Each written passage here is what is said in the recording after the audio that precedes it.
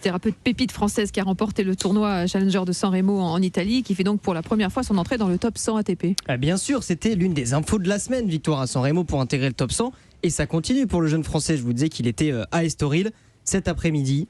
Premier match remporté sur le Tour ATP, magnifique, face à Paulo Sousa qui sortait des qualifications. Pedro. Et il va encore, qui va encore grimper au classement. Donc prochain tour par contre face à Davidovic Fokina. Là c'est grotesque parce que c'est tête de série numéro 3 du tournoi. Mais quand même Lucas Van Hache qui prend ses marques sur le circuit ATP et on adore ça. Alors Lucas Van Hache. Van Hache, il faut dire. Oui. Ah d'accord. Il y a le E qui se transforme en E à la fin comme ça. Ouais. Ça, il y tient. Voilà. Attention. Est-ce que sa progression vous surprend, Christophe Taureau ? Oui et non. Il va falloir argumenter. Oui, absolument, j'arrive. Oui, parce que c'est vrai qu'il y a 2 ans, quand il a gagné Roland Garros Junior, je dois dire que j'avais été assez impressionné par, je dirais, son QI tennis. C'est quelqu'un qui comprend bien le jeu, qui sent le jeu. Et en même temps, j'avais trouvé qu'il manquait peut-être d'un petit peu de puissance. Et je me suis dit, a priori, là peut-être que la transition entre les juniors et le circuit professionnel va prendre du temps. Et clairement, je me suis complètement planté, puisque il est dans les 100 à moins de 19 ans. Et je l'ai revu. J'ai passé un long moment au bord du cours lorsqu'il a affronté Cameron Norrie au premier tour de l'Open d'Australie, où il avait reçu une invitation. Et là, je dois dire que j'ai été complètement bluffé par ses progrès. J'étais vraiment au bord du cours, donc j'ai vraiment pu l'observer pleinement. Et oui, en revers, il est absolument formidable. Il va très très vite. Mentalement, on sent que c'est un joueur qui est vraiment extrêmement solide.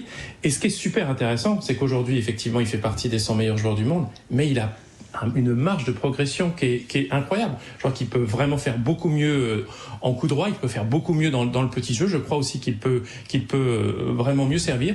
Et surtout, on a le sentiment, et ça c'est extrêmement important, que c'est quelqu'un de très calme, de très posé, qui fait son chemin, qui a une volonté très ancrée, très affirmée de réussir. Donc il y a plein de belles choses, à mon avis, qui attendent ce joueur, même s'il n'a pas évidemment le tennis le plus flamboyant des nouveaux joueurs français. Je veux dire, quand il dit que son modèle c'est Diego Schwartzmann, on pourra avoir un petit peu un mouvement de recul en disant Diego Schwartzmann c'est pas là aussi le tennis le plus explosif et le plus spectaculaire du circuit, mais ce sont des joueurs qui ont une très très forte envie de gagner et qui se donnent surtout les moyens d'aller chercher la victoire. Van Hache, donc pépite numéro 1 du tennis français. Arthur Fils et Van Hache, avenir brillant pour le tennis tricolore. Cédric Pioline, Van Hache qui sera dans le tableau principal à Roland-Garros. Oui, comme vous le dites, qualifié directement grâce à ses bons résultats, puisque le 17 avril est le cut du tableau final de Roland-Garros qui ferme normalement aux alentours de la 104e, 105e place. Mais moi, vous savez, ce qui me fait plaisir, après le descriptif très complet de Christophe, c'est de voir, j'ai envie de dire, enfin un Français qui est précoce.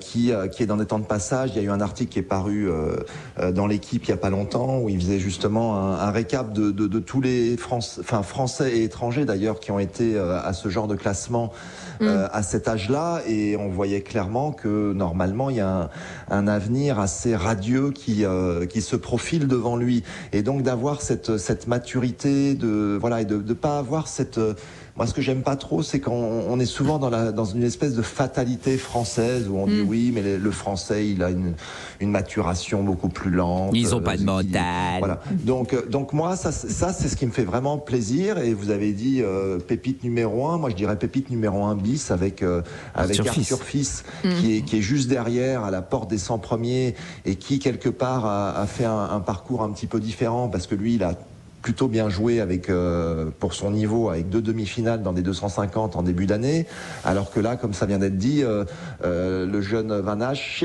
il vient juste de gagner son premier match sur le circuit, le grand circuit, puisqu'il n'avait jamais performé. Donc voilà, ce sont des joueurs qui sont en apprentissage, mais oui, ça fait plaisir de voir que c'est la relève qui arrive, qui pointe le bout de son nez. Ils ont 18 ans, 19 ans, et puis il y a aussi Debru qui est derrière, plus jeune. Mais bon, on a quelques joueurs là, j'espère qu'ils vont nous faire rêver pour la décennie à venir. On est prêt en tout cas. À s'enflammer rapidement, Christophe Fabre, et on se retrouve après. Oui, c'est juste un petit chiffre pour être positif, pour voir le verre à moitié plein. Il y a eu 8 Français qui sont parvenus dans le top 100 avant 19 ans. Oui.